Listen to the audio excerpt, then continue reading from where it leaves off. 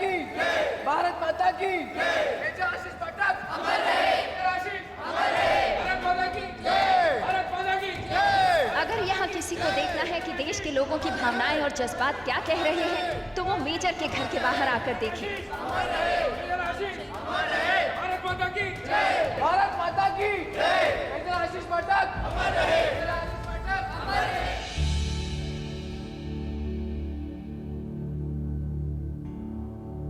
ऐ वतन मेरे वतन, ऐ वतन आबाद रहे तू, आबाद रहे तू, आबाद रहे तू।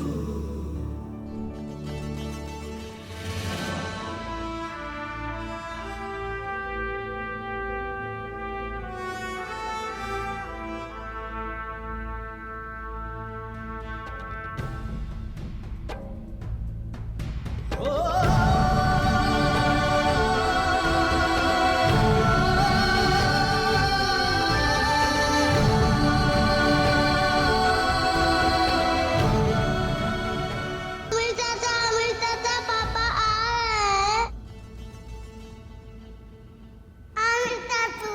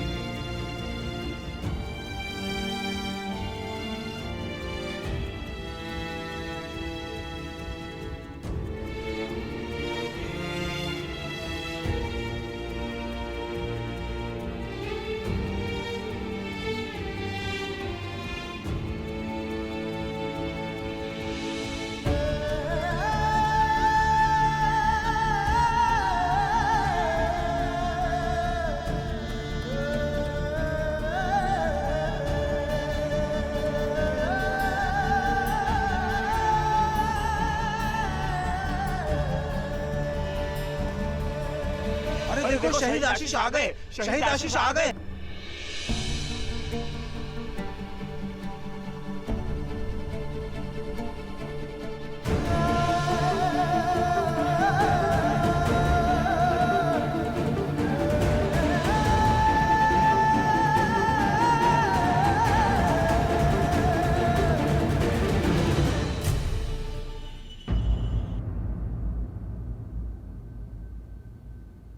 भारत माता की भारत माता की मेजर आशीष पाठक अमर रहे।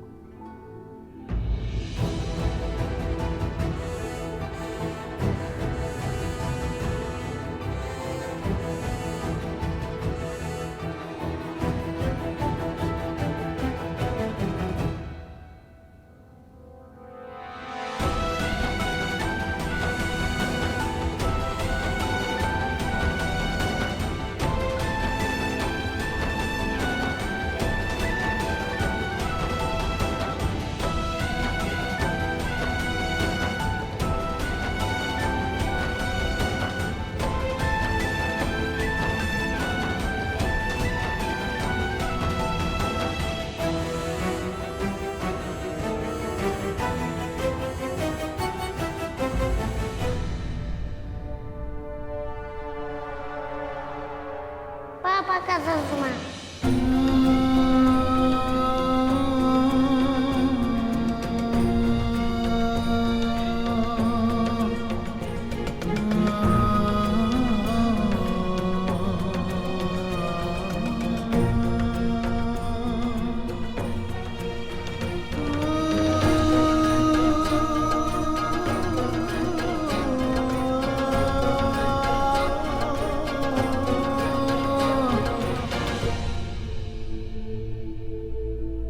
इसकी पढ़ाई लिखाई सब कुछ शरिया बोर्ड की तरफ से होगा। तुम्हारी जिंदगी की हर खुशी हम देने की कोशिश करेंगे, इंशाल्लाह। इंशाल्लाह।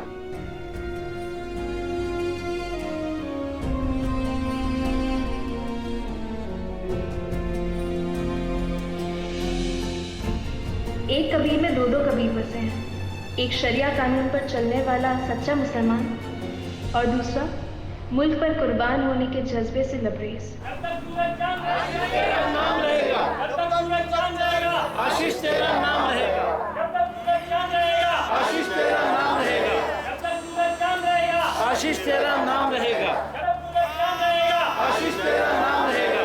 जब तक सूरज चांद रहेगा, आशीष तेरा नाम रहेगा। जब तक सूरज चांद रहेगा, आशीष तेरा नाम रहेगा। जब तक सूरज चांद रहेगा, आशीष तेरा नाम रहेगा। जब तक सूरज चांद रहेगा, आशीष तेरा नाम रहेगा।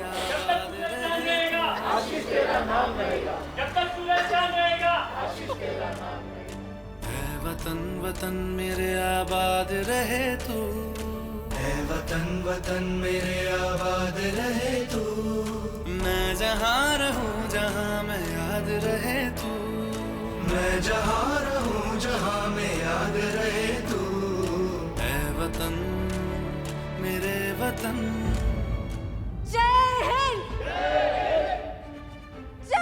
हिंद। जय हिंद। जय हिंद। जय हिंद। जय हिंद।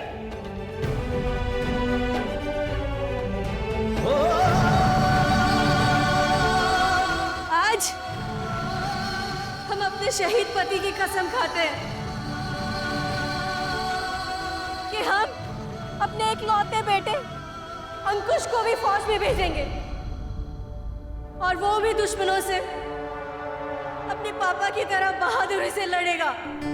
तुझ पे कोई गम की आँच आने नहीं दूं, तुझ पे कोई गम की आँच आने नहीं दूं। कुर्बान मेरी जान तुझ पे शाद रहे तू, कुर्बान मेरी जान तुझ पे शाद रहे तू। है वतन वतन मेरे आबाद रहे तू, मैं जहाँ रहूँ जहाँ मैं याद रहे तू। है वतन मेरे वतन, मेरे वतन है वतन, है वतन मेरे वतन, मेरे वतन आबाद रहे तू। मेरे वतन आबाद रहे तू। वतन मेरे वतन आबाद रहे तू। हम कसम खाते हैं कि अपनी इसी जिंदगी में इस मासूम के सर से उतर रहे बालों की दुगनी तादाद में इस वतन के दुश्मनों को मारेंगे।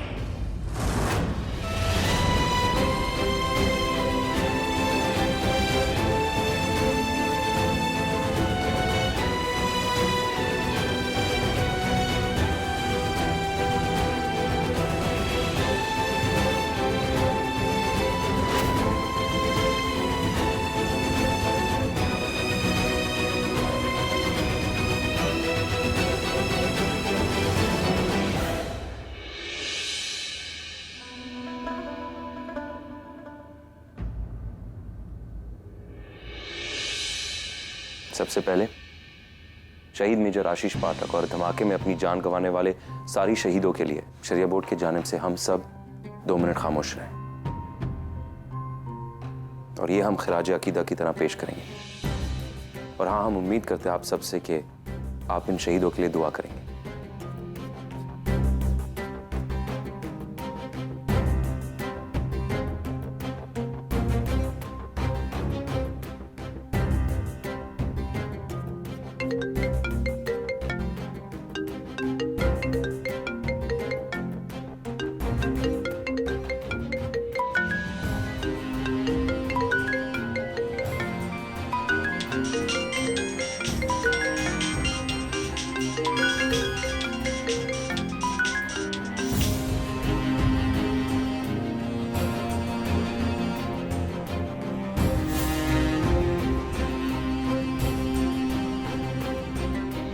आमीन।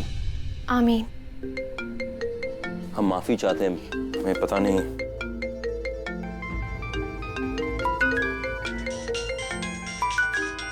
सुपर रोजनामा से हमें वो जो टीवी चैनलों से फोन आ रहा है अक्सर, समझ में नहीं आ रहा है। काजी साहब, हमें भी टीवी चैनल से फोन आया। हमारे पास भी टीवी चैनल से फोन। अस्सलाम वालेकुम जनाब। शहर काजी साहब, आज जो मुल्क के हालात हैं, इस पर शरिया बोर्ड की क्या राय है? देखिए, हम सबको बताना चाहते हैं कि पूरा शरिया बोर्ड इस मुल्क के साथ एक साथ खड़ा है। क्या वार होनी चाहिए? और अगर वार हुई तो? कल इंशाल्लाह हम प्रेस कॉन्फ्रेंस रखने वाले, जहां पर पूरे मुल्क के सामने हम शरिया बोर्ड का रुख पेश करेंगे और आपको भी पता चल जाए। शुक्रिया, तशरीफ लीजिए।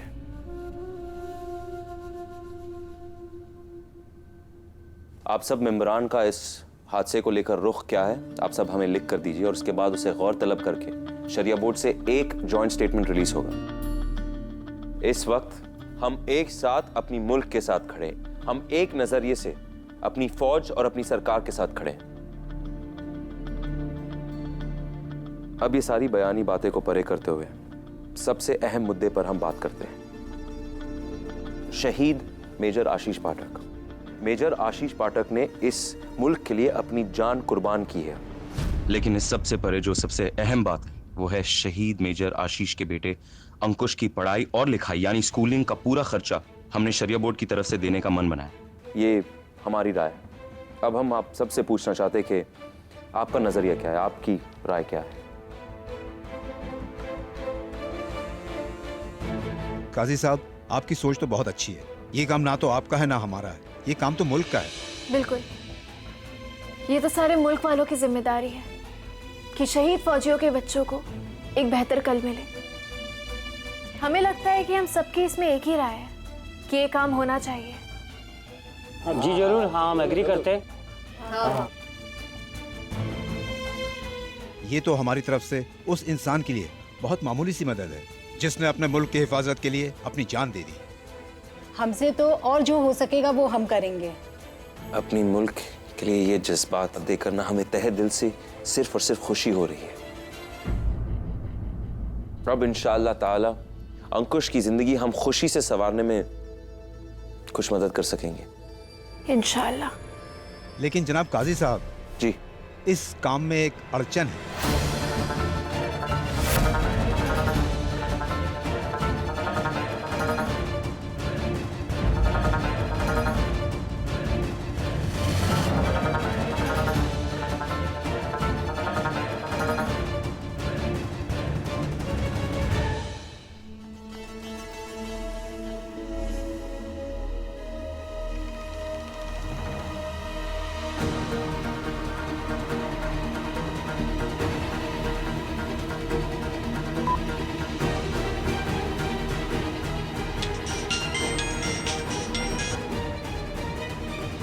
अस्सलाम वालेकुम काजी साहब। वालेकुम अस्सलाम कबीर मियाँ।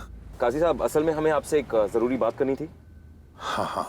अलीना का शौहर आमिर, असल में जो कल धमाका हुआ था उसमें उसका बचपन का दोस्त मेजर आशीष पाठक शहीद हुए। मेजर आशीष पाठक, असल में काजी साहब हम चाहते हैं कि शरिया बोर्ड की तरफ से इन सारे बच्चों के मुस्तकबिल के लिए एक फंड बनाई जाए। मगर कबीर मियाँ, शरिया बोर्ड के कानून में तो ऐसा कोई क्लोज है ही नहीं। इसीलिए हमें आपकी जरूरत है। असल में सिर्फ एक दिन के लिए क्या आप वापस आ सकते हैं, जिसकी वजह से आपकी सदारत में ये क्लॉज बनाया जाएगा। इसलिए काजी साहब हमने आपको फोन किया है। जरूर कबीर मियाँ, जरूर। एक शहीद के बच्चे की जिंदगी में खुशी लाने के लिए हम जरूर आएंगे। भला मुल्क से बढ़कर और क्या चीज हो सकती है।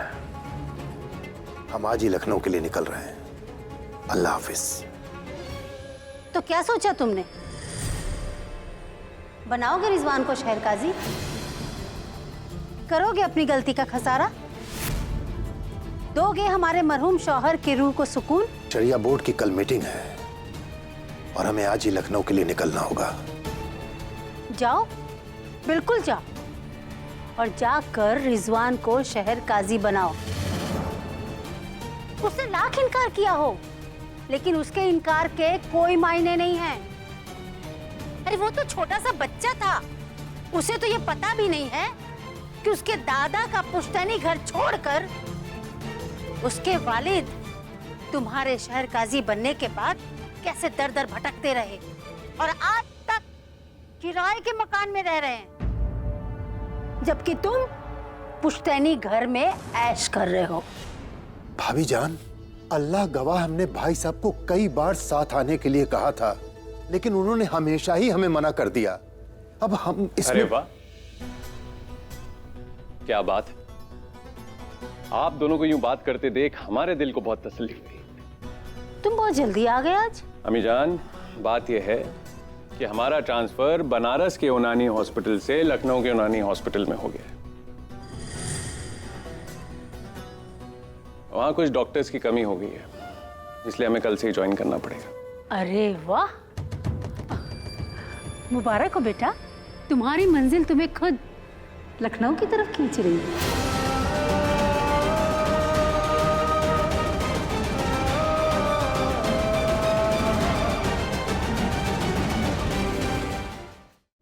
लेकिन चाचा जान, आप तो यहाँ कुछ दिन रुकने वाले थे ना?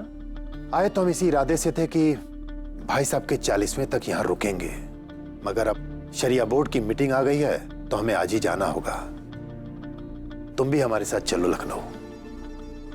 जी जरूर।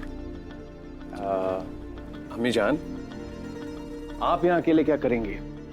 आप भी आइए हमारे साथ। बेटा, हमारे साथ तो इद्दत की मजबूरी है।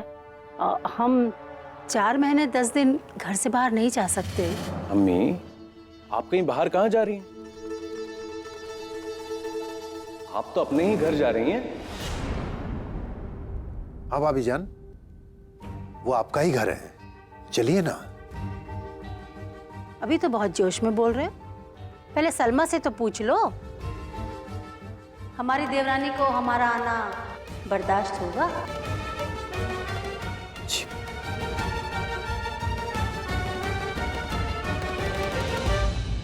जाने कितने मासूम इस पागलपन में अपने वालिद को खोएंगे। या अल्लाह, हम क्यों लड़ते हैं? अम्मा परेशान ना हो, इंशाल्लाह सब कुछ ठीक हो जाएगा। देखिए, कबीर आपको लेने आया है, चलिए हमारे साथ। जी अम्मी, चलिए।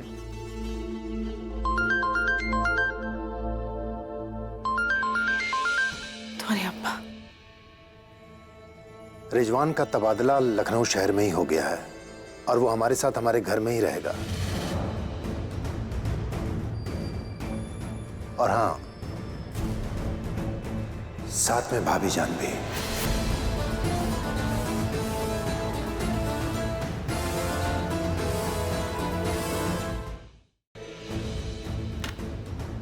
क्या बात है, आप परेशान नजर आ रही हैं?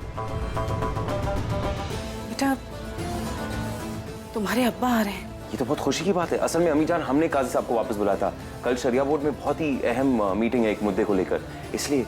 और अम्मा, अब्बा घर आ रहे हैं, आप इतनी परेशान क्यों नजर आ रही हैं? बेटा, रिजवान का तबादला ना लखनऊ हो गया है और वो तुम्हारे अब्बा के साथ ही लखनऊ आ रहा है और यहीं रहेगा। लेकिन मसला ये है कि